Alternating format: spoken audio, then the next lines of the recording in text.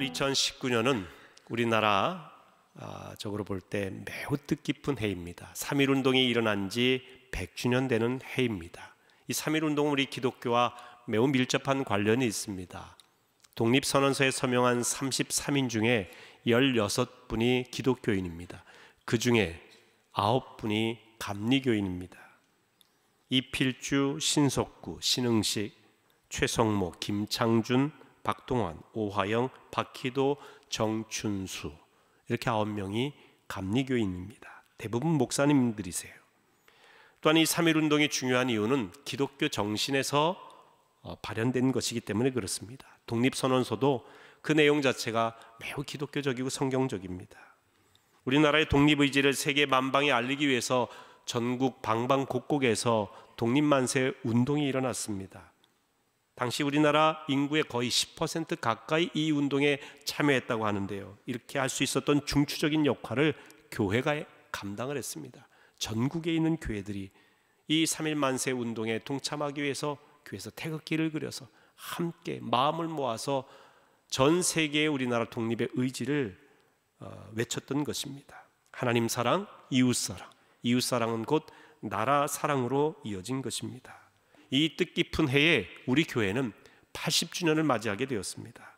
하나님께서 주실 은혜를 기대하는 한 해가 되시기를 바랍니다. 또한 연수를 자랑하는 교회가 아니라 80세다운 성숙한 사명을 감당하는 교회가 되기를 기도해 주시고 합력해 주시기를 바랍니다. 올 우리 교회의 표가 깊고도 넓은 교회입니다. 주제 성구는 오늘 봉독한 요한복음 12장 24절의 말씀입니다.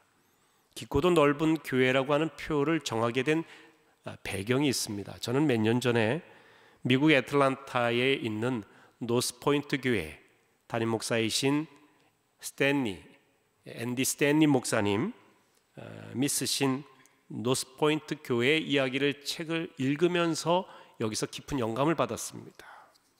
바로 이 책인데요, 노스포인트 교회의 이야기, 앤디 스탠리 목사님이 쓰셨고요. 그 밑에 보면 본질은 깊고 영향력은 넓은 교회라고 하는 부제가 붙어 있습니다. 이 노스포인트 교회를 정의할 때 본질은 깊고 영향력은 넓은 교회로 정의를 한다는 것입니다. 복음의 본질에 깊이 뿌리를 내리고, 그래서 선한 영향력을 지역사회에, 나라에, 전 세계에 널리 펼치는 교회라고 하는 것입니다. 그런데 이 책의 원 제목이 영어로 Deep and Wide입니다. 깊고 넓다라고 하는 말입니다. 깊고 넓은 교회가 되는 것이 이 교회의 목표인데, 저는 이 책을 읽으면서 기가 막힌 제목이고 기가 막힌 내용이다 무릎을 친 적이 있습니다. 교회에 대한 정의를 어떻게 이렇게 딥과 와이드라고 하는 두 단어로 잘 요약을 해놨을까, 그런 감탄을 하기도 했습니다. 복음의 본질에 충실하면 반드시 교회는 부흥할 수 있다고 하는 확신도 얻게 되었습니다. 우리 교회 표를 보면 생명을 살리는 건강한 공동체인데, 여러분 이 표도요 잘 보면 딥 앤 와이드입니다. 생명을 살린다고 하는 것은 교회의 본질입니다. 교회의 깊이예요. 우리는 예수 그리스도로 인한 그 생명을 많은 사람들에게 전하는 것입니다. 예수 그리스도가 복음의 본질입니다. 예수 그리스도는 부활이요 생명이요 길이요 진리요 생명이신 주님이십니다. 그래서 교회는 예수 그리스도의 생명의 뿌리를 내리고 있어야 돼요. 이것이 본질이요 깊이인 것입니다. 그런데 이 예수 그리스도의 생명을 전하기 위해서 건강한 공동체가 되어서 많은 사람들에게 널리 영향력을 끼치는 교회가 되어야 됩니다. 그래서 건강한 공동체가 되자고 하는 것은 넓이를 말하는 것입니다. 교회는 깊이와 동시에 넓이가 있어야 됩니다. 깊으면 넓어지게 되는 것입니다. 앤디 스탠리 목사님은 깊이 부분에서 중요한 사명이 무엇이냐, 사람들을 이끌어 예수 그리스도와의 관계에서 자라가게 하는 것이다 했습니다. 예수님의 사람을 만드는 것이라는 것이죠. 예수님과 관계가 자라가면 믿음이 자랍니다. 그리고 하나님을 확신하게 됩니다. 성령의 인도하심을 신뢰하게 됩니다. 그래서 믿음은 모든 관계의 핵심입니다. 믿음이 깊어야 영향력이 넓어지게 되는 것입니다. 예수님께서 성경 복음서에 보면은 칭찬했던 사람들은 다 믿음이 좋은 사람들이에요. 백부장의 믿음을 칭찬하셨어요. 이스라엘에서 이만한 믿음을 본 적이 없도다 하시면서 믿음에 대해서 칭찬하셨습니다. 여러분, 우리가 어떤 사람 주님 앞에 칭찬받는 사람이냐? 우리가 주님 앞에 칭찬받는 사람이 되기 위해서는요, 믿음이 깊어야 돼요. 믿음이 있는 사람이 되려면 예수님과의 관계가 깊어야 된다는 것입니다. 예수님께서 제자들을 부르셨어요. 그런데 제자들을 부르신 다음에 어떻게 하셨느냐? 예수와 함께 있게 하셨고, 그리고 각각 전도하도록 보내셨습니다. 예수님은 먼저 보내시지 않습니다. 먼저 부르시고요, 함께 있게 하십니다. 예수님을 알게 하시고, 예수님과 교제하게 하시고, 그리고 예수님과의 친밀한 관계의 깊이를 더하신 다음에, 그리고 난 다음에 보내셔서 일하게 하시는 분입니다. 노스포인트 교회는 예수님과의 관계를 깊이 하는 5가지 믿음의 촉매제를 강조합니다. 그러니까 믿음을 더욱더 활성화시키고 견고하게 하는 5가지 요소를 이야기하는데, 영어로 P로 시작하는 5가지입니다. 첫 번째는 실제적인 교육이라 그랬습니다. Practical Teaching이라고 이야기합니다. 예수님께서 공생의 기간에 하신 3가지 일은 제자들에게 말씀을 가르치는 일, 티칭을 하셨고, 또 많은 사람들에게 천국 복음을 전파하는 일, 설교하시는 일, 프리칭을 하셨고요. 또 모든 병든 자와 약한 것을 고치시는 힐링의 사역을 하셨습니다. 이 3가지 사역이 예수님의 사역이십니다. 근데 예수님께서 가르치실 때, 제자들과 뭇백성들에게 가르치실 때의 그 목적이 무엇이냐? 삶의 변화입니다. 그저 좋은 이야기하며 즐겁게 이야기해서 사람들을 재밌게 만드는 그런 이야기꾼이 아니십니다. 예수님은 삶의 변화를 목표로 해서 가르치셨습니다. 근데 삶의 변화를 가져오려면 구체적인 가르침이 있어야 됩니다. 실제적인 내용이 있어야 됩니다. 성도들의 믿음이 자라게 하려면 설교와 교육이, 그 목적이 삶의 변화에 있어야 되겠고, 구체적인 가르침이 되어야 된다는 것을 이 교회에서는 강조를 합니다. 두 번째는 개인적인 훈련입니다. Private Disciplines라고 하는 표현을 쓰는데요, 우리의 믿음은 개인적인 경건 생활에 정비례합니다. 성경을 읽는 가운데 하나님의 뜻을 깨닫게 되고, 기도하는 가운데 하나님과의 관계가 깊어집니다. 직접 교제하게 되니까 믿음이 견고해지게 됩니다. 개인적인 관계는 친밀도의 깊이를 더해주게 되는 것이죠. 우리가 사람과의 관계도 그렇지 않습니까? 무리의 관계, 무리 대 무리로 만나게 되면 그렇게 깊어지지 않습니다. 근데 개인적인 그런 만남을 가지고 대화하게 되면 그 사람과의 관계가 깊어지게 되는 것이죠. 예수님은 산상수훈을 통해서 우리가 믿음이 더욱더 견고해질 수 있는 경건 생활에 대해서 이야기하십니다. 4가지 말씀을 이 마태복음 6장에 말씀하고 계신데, 첫 번째 경건 생활의 교훈은 구제에 대한 것입니다.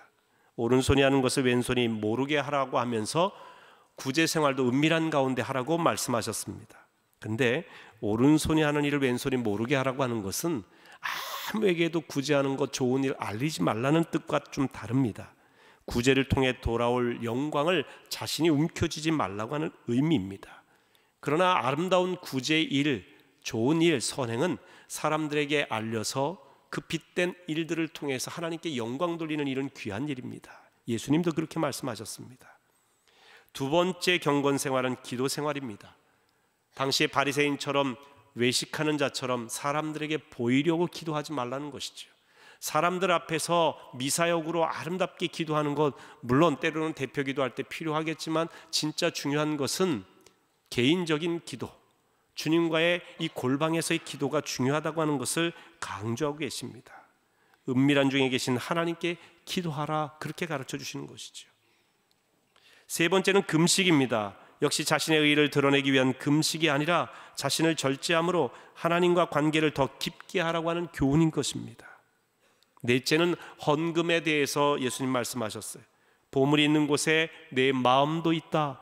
하나님 앞에 물질을 드리는 것은 단순히 물질을 드리는 게 아니라 마음을 드리는 것이라는 것이지요. 예수님께서는 재물과 하나님을 겸하여 섬길 수 없다고 그랬어요. 우리가 정말 하나님을 섬기는 일에 재물도 우선순위로 드릴 수 있을 때 진정으로 하나님을 섬기는 것이다 라고 하는 말씀입니다. 이 노스포인트 교회에서는 헌금에 대해서 3가지를 가르치는데, 우선적으로, 비율적으로, 점진적으로 헌금하라 이렇게 가르칩니다.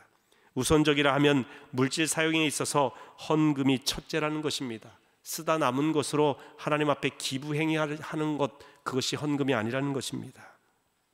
제일 먼저 하나님의 것을 구별하라. 비율적으로 헌금하라 라고 하는 말은 퍼센트를 정해서 헌금을 드리라고 하는 의미입니다. 형편과 상황에 따라 드리기도 하고 없으면 안 드리고 하는 것이 아니라 하나님께 우선순위를 정해서 그 비율을, 드릴 부분을 미리 정하여 드리라, 이런 의미입니다. 점진적이라고 하면 해마다 하나님께 드리는 비율을 높이라고 하는 겁니다. 우리의 생활 수준은 높아가고 우리를 위해서 쓰는 돈은 높아져 가면서 하나님께 인색하는 것은 진정한 신앙인의 모습 아니라고 하는 것이지요. 이렇게 구제 생활과 기도 생활과 금식 생활과 헌금 생활에 대해서 예수님께서 마태복음 6장에 우리에게 교훈하고 있고요. 이것을 가르침으로 개인적인 구체적인 훈련을 통해서 믿음이 깊어지도록 하는 것입니다.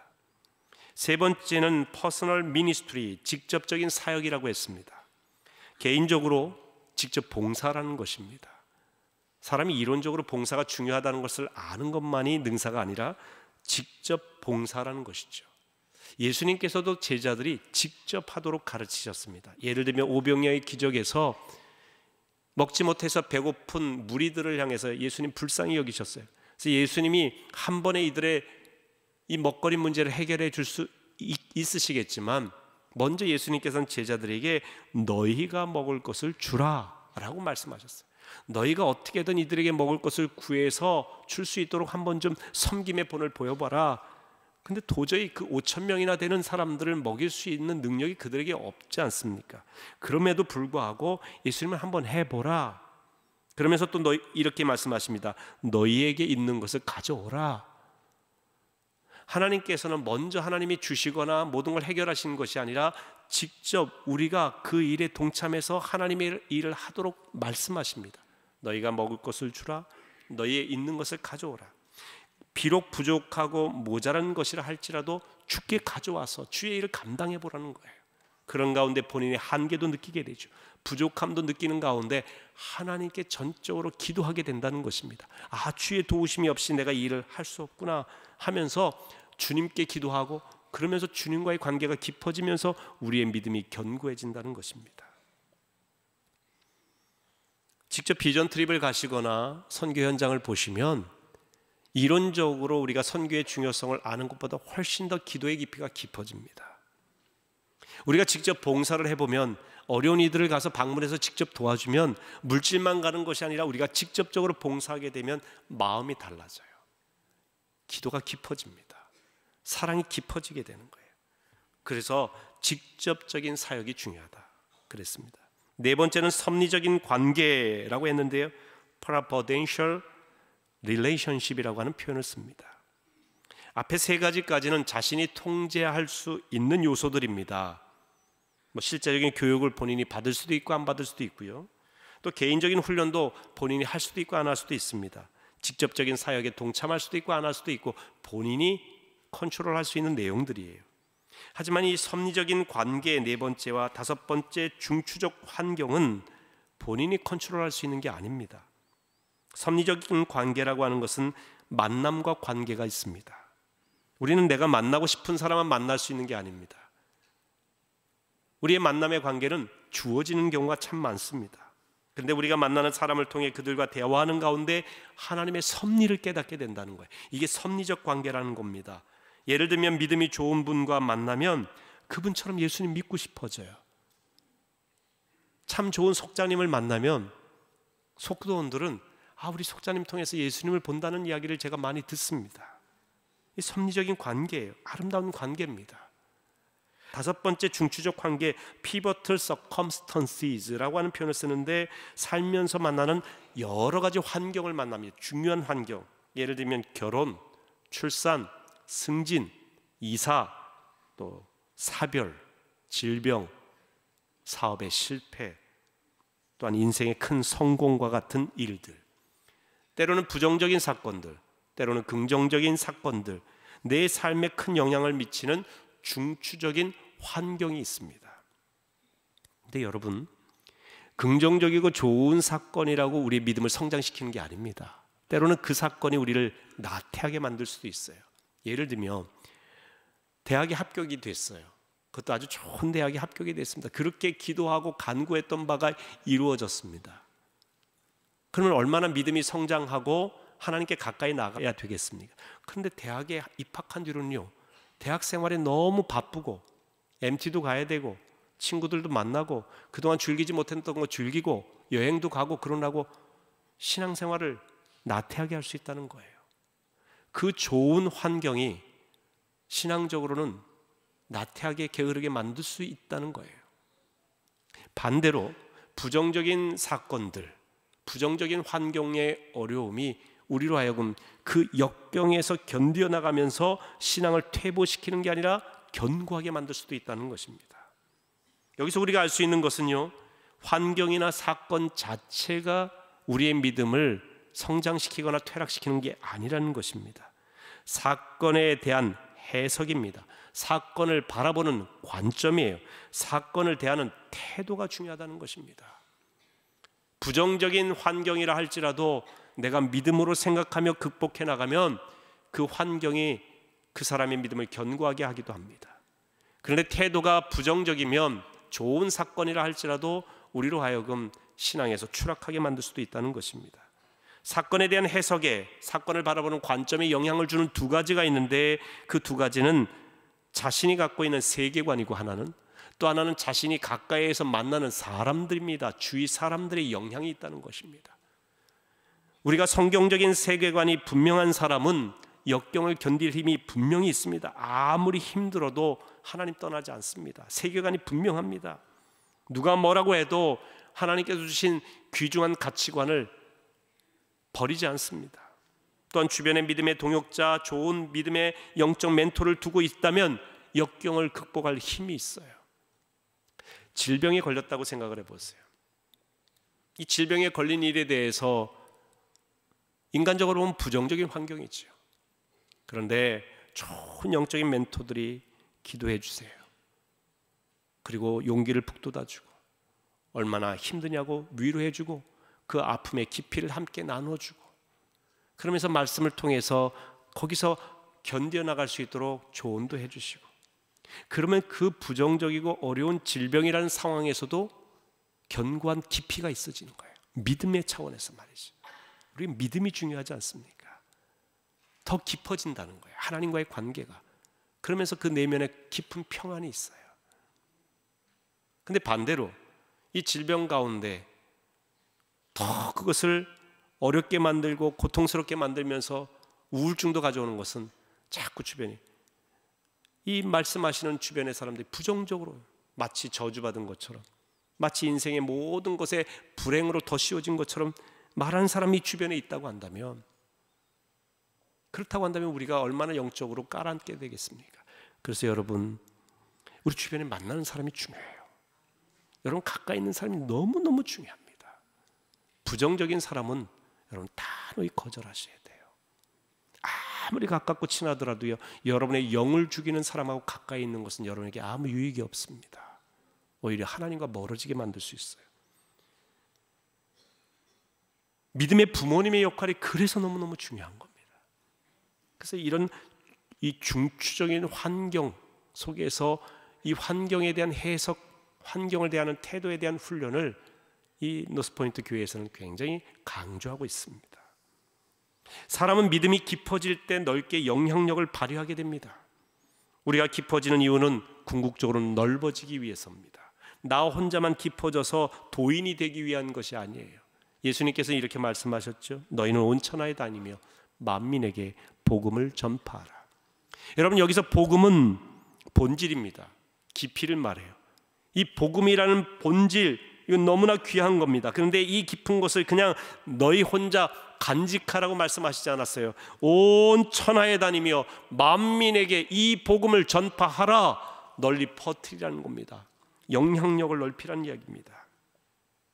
기독교 신앙의 요약이라고 한다면 십자가라고 할 수 있습니다. 십자가는 역시 deep and wide입니다. 깊이와 넓이를 말하죠.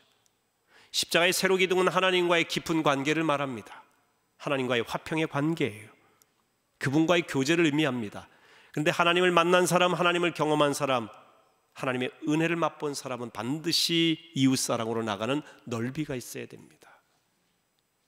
깊이가 있는 사람은 넓이가 있게 돼요. 그런데 이 깊이를 모르면 모를수록 넓어질 수가 없어요. 용서할 수가 없습니다. 하나님의 사랑에 대한 그 깊은 은혜를 경험했기 때문에 다른 사람을 사랑하지 않고는 견딜 수가 없게 되는 겁니다. 하나님의 사랑의 맛을 보았는데, 그 사랑이 나를 덮었는데, 그 사랑이 엄청난 사랑인 걸 경험했는데 내가 왜 형제와 자매를 용서하지 못하겠습니까? 내 사랑이 아니라 그 깊은 사랑을 경험한 그분의 사랑으로 우리가 사랑하고 봉사하고 헌신하고 섬기게 되는 것입니다. 오늘 본문 말씀도 딥 앤 와이드예요. 깊이와 넓이를 말씀해 주고 있습니다. 다시 한번 오늘 본문 말씀 같이 읽습니다. 내가 진실로 진실로 너희에게 이르노니 한 알의 밀이 땅에 떨어져 죽지 아니하면 한 알 그대로 있고 죽으면 많은 열매를 맺느니라. 오늘 본문 말씀은 예수님의 십자가와 관련된 말씀입니다. 예수님께서 유월절 명절에 예루살렘에 올라가십니다. 이제 예수님께서 십자가에 달리시기 위해 예루살렘으로 올라가신 거예요. 근데 예수님에 대한 소문은 예루살렘에도 이미 많이 퍼져 있습니다. 그 중에서 헬라인들, 이방인들이 이 예수님을 뵙고자 찾아왔어요. 제자들을 통해서 예수님을 좀 만나고 싶다 말씀을 전달하니 예수님께서는 좀 생뚱맞은 대답을 하십니다. 인자가 영광을 얻을 때가 왔다. 요한복음 12장 23절 오늘 본문 앞부분에 그렇게 말씀하시는 거예요. 이 예수님께서 말씀하신 영광은 십자가 이후에 따르게 되는 영광을 말씀하신 것입니다. 고난 이후의 영광입니다. 본문은 예수님께서 이 십자가 사건에 대해서 구체적으로 어떻게 보면 비유적으로 하신 말씀입니다. 자신을 한 알의 밀알에 비유를 하신 겁니다. 한 알의 밀알이 땅에 떨어지는 것, 그리고 그 땅 속에서 죽는 것을 십자가의 죽음으로 비유하신 것이겠죠. 그리고 그 죽음으로 인해서 많은 열매를 맺게 된다고 말씀하셨습니다. 내가 죽음으로, 내가 십자가의 죽음으로 온 인류의 생명을 구원할 수 있는 놀라운 길이 열린다라고 하는 그런 의미가 이 속에 있는 것입니다. 이 말씀에도 깊이와 넓이가 있지 않습니까? 씨앗이 열매를 맺기 위해서는 먼저 땅에 떨어져야 된다는 것입니다. 보이지 않는 땅 속에 묻혀야 된다는 것입니다. 열매 맺으려면 먼저 깊이가 있어야 된다는 것입니다. 땅 속이란 깊이가 있을 때에, 그리고 거기서 죽어지는 그 깊이가 있을 때에 열매가 맺혀지는 것이지 열매부터 맺는 것이 아닌 것입니다. 그 깊음이 있을 때 넓음이 있습니다. 씨앗이 자라 나무가 되고 열매를 맺는 것이지요. 많은 열매를 맺는다고 했어요. 깊을수록, 내가 더 죽어질수록, 나는 죽고 예수님이 살수록 예수의 향기가 드러나게 되고 영향력은 넓어지게 되는 것입니다. 깊음과 넓음은 생명의 원리예요. 한 알의 밀알이 땅에 떨어져 깊이 들어가 희생해야 생명의 열매를 맺는다는 원리입니다. 희생이 열매가 된다는 것입니다. 죽음이 삶이 되는 것입니다. 깊음이 넓음이 되는 것이지요. 고난이 영광이 되는 것입니다. 예수 십자가의 아픔이 부활의 영화로운 열매를 맺게 하는 것입니다. J.D. 글리어 목사님은 이런 것을 gaining by losing이라고 하는 영어 표현을 씁니다. 잃음으로써 얻는다. 우리가 우리의 것을 잃음으로, 희생함으로 궁극적인 본질을 얻게 되는 것입니다. 주님의 사랑을 깊이 경험한 사람은 가만히 있을 수가 없어요. 그 자리에 머물지 않습니다. 여러분, 우리가 하나님의 은혜를 경험하게 되면요, 진정으로 경험하면 흐르는 물이 돼요. 그런데 이기적인 마음을 가지고 나만 은혜 받고 나만 축복받고 나만 잘 되는 삶을 추구하는 고인물이 되지 않습니까? 그러면 그 물은 머물러 있어서 자기 것이 될 줄 알지만 고인물은 세월이 지나면 썩습니다. 흐르는 물은 흘려보내고 다른 사람에게 나눠줘서 사라질 것 같은데요, 그러나 우리 속에서 샘솟는 흐르는 물은요, 늘 우리에게 신선한 생명수입니다. 늘 새물이에요. 늘 새로운 환희가 있습니다. 나눠주고 나눠주고 또 나눠주고 베풀고 우리의 영향력을 넓혀서 사람들에게 주의 사랑을 나누면 나눌수록 우리는 더 신선해지는 거예요. 헐몬의 이슬과 같이, 아론의 수염에 흐르는 기름과 같이 신선하고 영향력이 있고요, 살리게 되는 것입니다. 근데 사람들은 이 원리를 잘 모르는 것 같아요. 그래서 늘 축적하는 인생이 되려고 합니다. 성을 쌓는 인생이 되려고 해요. 다리가 돼야 되는데 성이 되려고 합니다. 성은 높아져서 자기를 우뚝 솟게 하고 사람들에게 나의 공로를 드러내고 나의 잘남을 사람들에게 알리는 역할이에요. 어쩌면 사람들이 와 하면서 우러러 볼 수는 있을지 모릅니다. 그런데 성을 쌓는 인생, 나를 드러내는 인생, 열매만을 강조하는 인생에는 깊이가 없어요. 궁극적으로 사람들을 살리지 못합니다. 그런데 다리가 되어 보세요. 다리는 밑에 있는 거예요. 이쪽과 저쪽을 연결시킵니다. 다리는 밟힙니다. 밑으로 내려가는 깊이가 있기 때문에 여기와 여기를 연결시킵니다. 다시 말하면 죽을 인생이 예수님의 십자가가 다리가 되어서 생명으로, 영원한 생명으로 인도합니다. 다리는 절대 높지 않습니다. 그래서 이 주님께서는 겸손이 존귀의 앞잡이라고 하셨어요. 하나님의 은혜는 겸손으로 깊이가 있는 사람에게 담기게 되는 것입니다. 주님의 이 깊은 사랑을 경험한 사람 가만히 있을 수 없어서 그 사랑을 널리 알리게 되는데 그 대표적인 인물이 요한복음 4장에 나오는 사마리아 여인입니다. 수가성 우물가의 이 사마리아 여인이 예수님을 만나서 변화된 내용이 요한복음 4장에 나옵니다. 이 여인은 삶이 불결한 여인이에요. 남편을 여러 번 바꾼 여인입니다. 그것도 한 번, 두 번이 아니라 5번씩이나, 그래서 6번째 남자와 살고 있었습니다. 사람들은 이 여인을 창기와 같이 아주 불결한 여인으로 생각했습니다. 동족들에게까지 인정받지 못하는 불쌍한 여인이에요. 여러분, 사마리아 여인, 이 불결한 여인은요 가장 밑바닥 인생입니다. 왜냐하면 유대인들은 사마리아인 자체를 개취급하면서 밑바닥 인생으로 봤어요. 그런데 그 밑바닥 인생 중에서도 부류를 나누면 남자보다 여자가 더 밑바닥으로 본 거예요. 당시의 시대의 환경이나 이 시선이 그랬다는 거예요. 그래서 유대인들은 기도할 때 유대인으로 태어난 것 감사합니다. 그리고 남자로 태어나게 하셔서 감사합니다. 그렇게 기도했다는 거예요. 여인이지요. 사마리아 사람이죠. 게다가 이 우물가의 사마리아 여인은 삶이 불결한 불륜녀란 말이죠. 그러니 밑바닥 중에 밑바닥이에요. 삶에 소망이 없는 여인입니다. 그래서 사람들이 없는 한낮 뜨거운 태양 아래 있을 때에 그때의 사람들의 눈을 피해서 물 들어왔는데 그때 마치 예수님께서 우물가에 앉아 계셨단 말이죠. 이 여인과 대화를 합니다. 내게 물 좀 달라고. 어찌하여 유대인인 당신이 나 같은 사마리아 여인 나에게 물을 달라 하십니까? 당신 유대인들은 우리와 말도 섞지 않는데. 그런 내용이 들어있는 거예요. 나같이 미천한 여인에게 어떻게 물을 달라고 하십니까? 그때 예수님께서 내가 주는 물을 마시는 자는 영원히 목마르지 아니하리라 말씀하시면서 영원한 생수에 대해서 말씀하시고 바로 그 자신이 생수이심을 그 여인에게 알립니다. 그때 이 여인은 메시아를 만납니다. 그리스도를 만납니다. 구세주를 만나게 된 것을 깨닫게 됩니다. 아, 이 예수님이 진정한 생명수이시구나. 본질을 알게 되는 거죠. 깊이를 알게 된 겁니다. 그러면서 그 내면에 깊은 구원의 기쁨이 샘솟게 됩니다. 그러자 가만히 있을 수 없죠. 마을로 내려갑니다. 사람들에게 와 보라, 그리스도가 이분이시다. 나의 모든 삶을 알고 계시고 나에게 영원한 생명수를 주신 분이 바로 이 예수 그리스도이시다. 사람들에게 전했어요. 여러분, 이 여인은요 자기 삶이 부끄럽다고 사람들과 접촉도 안 하던 여인입니다. 물 들어올 때도 사람의 눈을 피해서 왔던 그런 여인이에요. 그런데 이 여인이 예수 만난 그 깊이를 맛본 다음에 마을로 나가서 널리 예수님을 알렸단 말이죠. 우리는 흔히 이렇게 생각할 수 있어요. 공개적으로 예수님을 좀 사람들에게 알리십시오. 전도하십시오. 아유, 제 삶이 부끄러워서 제가 제대로 좀 삶을 살아가고 뭔가 모범이 되고 덕이 되어야 전도할 수 있다고 생각을 합니다. 여러분, 아닙니다. 평생 못합니다. 깊이를 맛본 사람이 전도하는 거예요. 예수님을 깊이 안 분이 예수님의 사랑을 전하지 않고는 견딜 수가 없는 거예요. 영향력은 여러분의 삶에 있는 게 아닙니다. 영향력은 여러분이 잘남에 있는 게 아니에요. 영향력은 여러분의 말 잘하는 거기에 있는 게 아닙니다. 영향력은 깊이에 있어요. 내가 예수님을 깊이 만났냐? 진짜 만났냐? 내가 예수님이 내 구주이심을 진심으로 고백하느냐? 내 속에 하나님의 말씀이 진심으로 있느냐? 그 말씀이 내 안에서 살아 역사하느냐?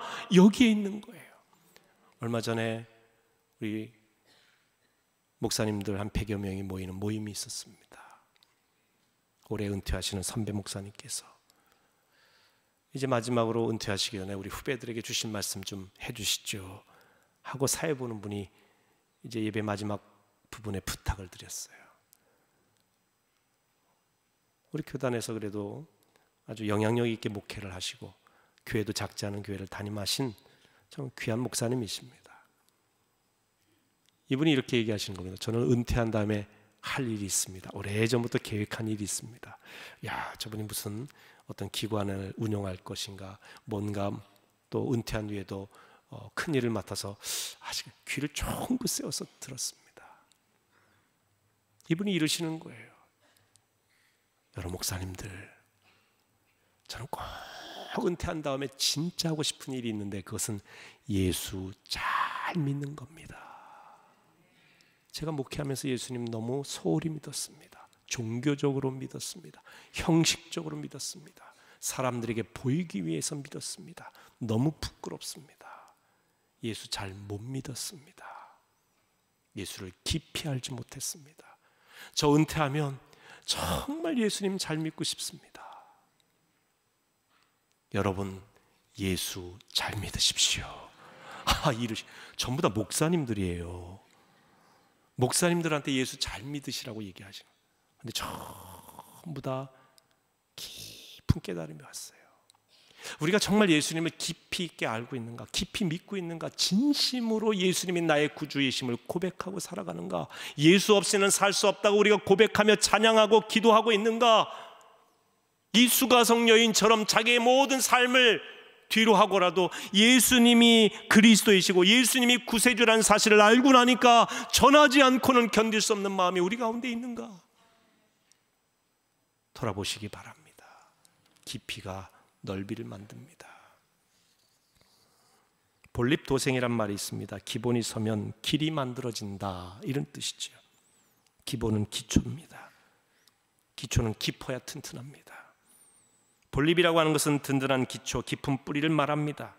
도생이라고 하는 말은 길을 만들다고 하는 말인데요, 뿌리가 깊고 기초가 흔들리지 않으면 길이 생기고 건물도 지을 수 있고요, 영향력이 넓어진다고 하는 것입니다. 우선순위는 기초입니다. 깊이입니다. 깊어야 넓어집니다.